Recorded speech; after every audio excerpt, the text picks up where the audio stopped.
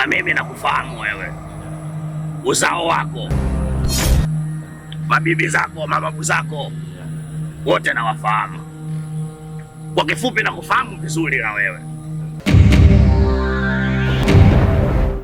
Sawa, yote unanifahamu kuhusu mimi, lakini nia na dhumuni lako la kuniita mimi hapa, ulitaka nikusaidie nini? Kuna binti anaitwa Maua.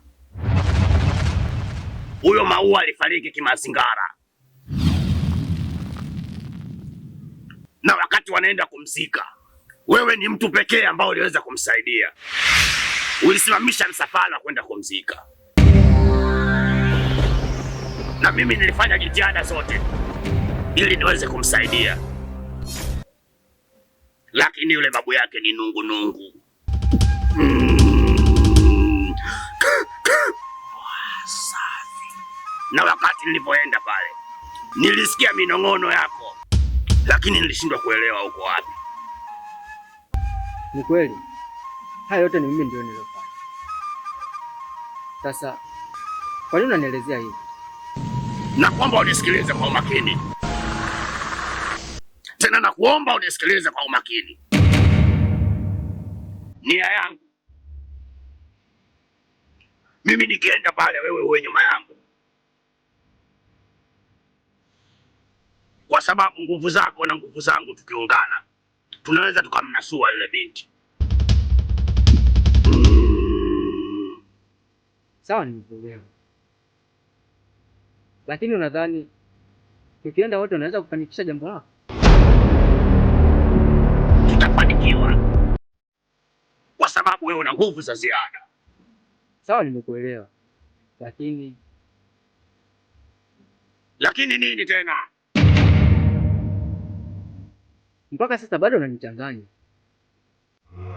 kwa sababu kuna picha tatu.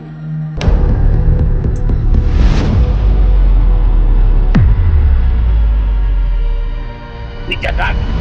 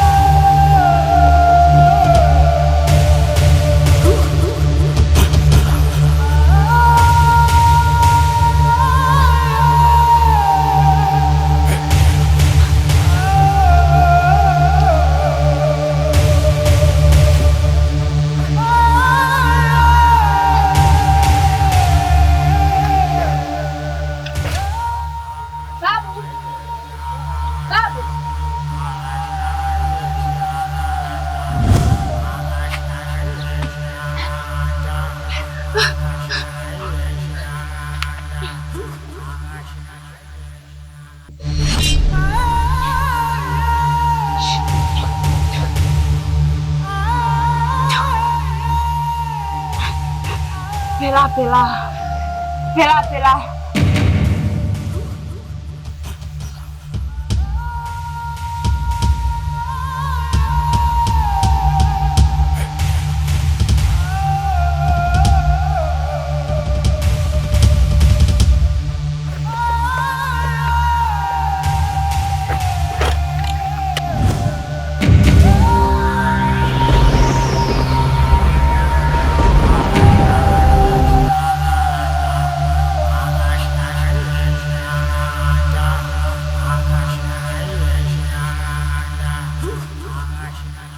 Karibu sana.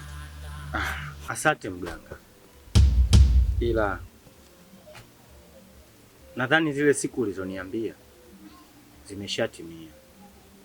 Kwa hiyo nilikuja tu kuulizia vipi maendeleo na hali ambayo inaendelea kuhusu mdogo wangu Maua, kwa sababu nimekaa mpweke sana na kila siku naona haziendi sawa, kwa sababu hatuna familia ingine zaidi ya Maua. Mganga, mimi nimekuwa napitia magumu sana, usingizi siupati kwa wakati, kila mara nashtuka nakumbuka tu mdogo wangu. Kwa hiyo leo nimekuja mganga kukuulizia umefikia wapi mpaka sasa. Naweza kusema kwamba tunaweza tukafanikiwa juu ya hili kwa mambo yasiyopungua mawili. Jambo la kwanza, mdogo wako anaweza kuongea, na jambo lingine la pili, ana nguvu ya kuweza kutembea mwenyewe. Lakini jambo la tatu, hana ufahamu wa kukumbuka nyumbani kwao ni wapi.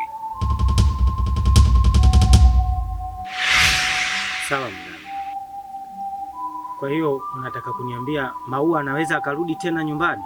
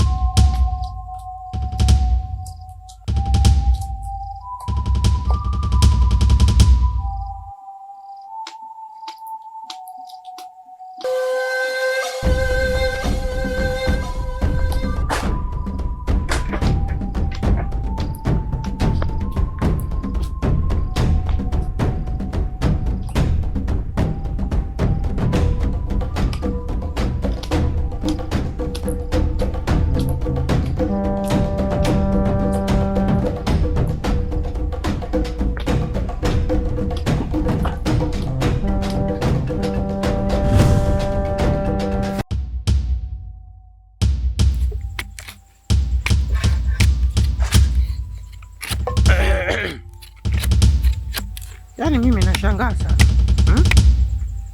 Hivi kweli vijana wa sasa hivi? Yaani wana matatizo sana.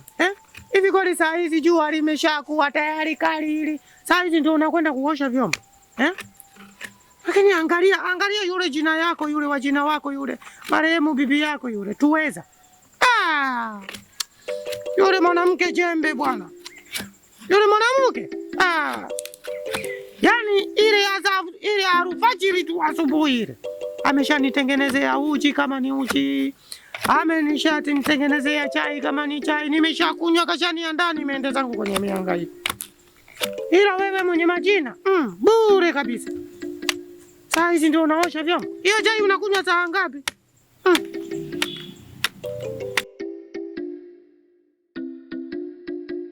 Babu, hivi kwani jana usiku ulikuwa wapi? Kwa hilo nikuondoe wasiwasi. Mdogo wako atarejea katika mikono yenu ya familia, kwa sababu kama unakumbuka ile siku wakati mnaenda kuzika, kuna yule kijana alisimamisha msafara. Yule kijana yupo tayari kushirikiana na mimi kuweza kumsaidia mdogo wako, kwa sababu yule kijana amebarikiwa nguvu za ziada. Nikuhakikishie tu juu ya hili, ondoa wasiwasi. Sawa mganga, mimi nashukuru. Na je, labda nije lini tena? Maana ninapotoka nadhani unapajua kijijini kwetu, lazima upite mapolini ndio ufike hapa. Na hata hivyo kwa sasa natembea wa mguu, kwa kuwa baskeli zote zimekuwa zikiishia huko mapolini. Labda nirudi lini tena? Hilo niachie mimi, kwa makalama ambayo nimebarikiwa. Nadhani utapata taarifa ukiwa huko nyumbani kwako kwamba lini uweze kuja, lakini kwa hili ondoa shida, tutafanikiwa. Sawa. Kwa hili mimi natoka. Karibu sana.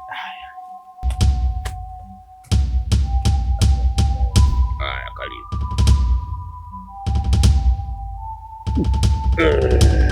Sasa wewe jana usiku unaniuliza nilikuwepo wapi? Si nilikuwepo ndani?